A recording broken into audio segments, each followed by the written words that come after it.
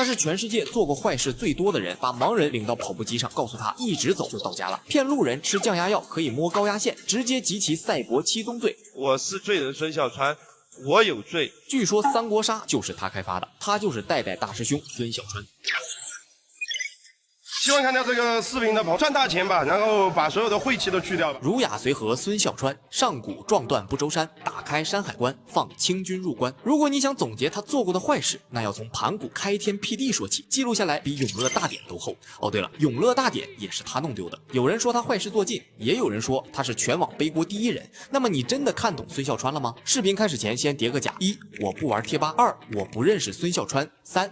OK， 咱们依旧经典的巨星开局。孙笑川原名孙笑川，1990年魔丸降世于四川成都。原本小孙也是过着平凡且美好的生活，直到他10岁那年，一场意外改变了这个家。这一年，父亲因车祸去世，只剩下母亲一个人为家里操劳。父亲去世后，小孙就变得有些沉默寡言，成绩也就一般般，再加上长相平平无奇，在学校里就是存在感很低的学生，看着不起眼，但小孙还是非常有远见的。08年虽然高考失利，但进入大专后选择了土木专业，当时的土木专业还是非常吃香的，好吧？毕业后，孙笑川在工地找了份工作，熬了几年资历后，月薪也是涨到了5000元，在当时已经很可观了，而且还有上升空间。本来这工作干得好好的，有一个人出来捣乱了，彻底改变了他的人生轨迹。这个人就是他的发小李干，李老八。要说这李老八也是中文互联网抽象文化的领路人了，组建了6324抽象工作室，看中了孙笑川的抽象天赋，邀请他跟自己一起搞直播。诚如李老八所看到的那样，孙笑川确实有天赋，直播的时候相当有节目效果，很快就把抽象文化带火了，也让更多网友记住了代代大师兄这个 IP。不过搞抽象嘛，懂得都懂，靠嘴臭口嗨积累的粉丝，最终也会有被流量反噬的那一天。有一次粉丝之间起了争执，孙笑川就站出来平视，表示给自己刷礼物就能删掉另一个人的好友，结果就是粉丝真刷礼物了，孙笑川却没有真删好友，这波属于是给自己的信用提现了，直接清零了。这之后网友就开始把网上一些负面新闻扣在孙笑川头上，只要问是谁干的，那答案只有一个，就是代代大师兄干的。其中最经典的莫过于拳打脚踢老奶奶。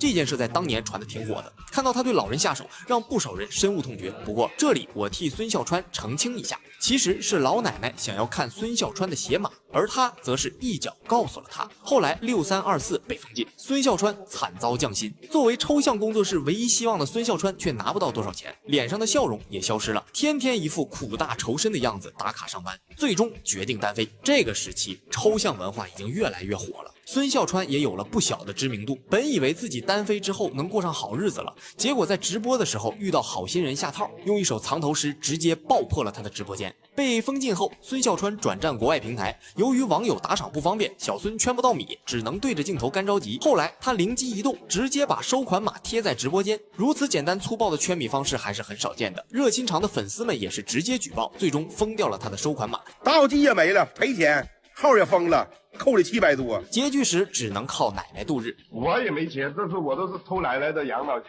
随着嗨粉把越来越多的黑锅套在他头上，以至于后来不少网友都信以为真了，导致孙笑川遭遇了网暴。我只能说还是好心人多啊。原本小孙也是想澄清一下的，结果越描越黑，后来干脆不管了，看似看开了，实则没招了。2023年网传孙笑川掉进了滚烫的粥桶里，配的还有视频。不过眼尖的网友发现，视频里面穿衣风格不像在国内的，知道这又是网友给孙笑川造谣的，结果怎么也想不到视频是假的，事儿却是真的，还真掉进滚烫的小米粥里了。世界上还是好粥多，遗憾的是小米粥并没有成功单杀孙笑川，虽然大面积烫伤，但他最终还是挺过来了。小米粥事件后，孙笑川也是大彻大悟，虽然还搞抽象，但相比早期已经收敛了不少，就跟换了个人一样，开始打造儒雅随和人设，在主播圈混得风生水起，还跟来盛一起甜蜜逛街了。人脉这一块，别看人现在变得慈眉善目的，不会跟以前一样出口成脏了，但小孙的节目效果还是一点没减。在2025年11月，孙笑川也是进入到爆火的三角洲行动这条赛道，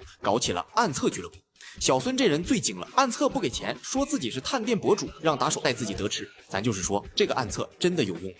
毕竟小孙的嗓音太独特了，经常上网的应该都能听出来他的声音吧。为了吃多一点，小孙悄悄藏大红，直接改变游戏出货规律，直言武器箱可以出装甲车电池。咋了？我在总裁武器箱摸出来的。这个东西武器箱不会刷吧，兄弟？武器箱会刷，应该不会刷。哥，你要这样就有点没意思了，哥。这波才符合人设嘛。另外还有一个冷知识，赌桥这个玩法就是孙笑川发明的。威龙西楼管道复活丢 C4 升降梯不等风衣抢大保险也是孙笑川教的。哎呀，我 C 了，这孙笑川怎么这么坏啊？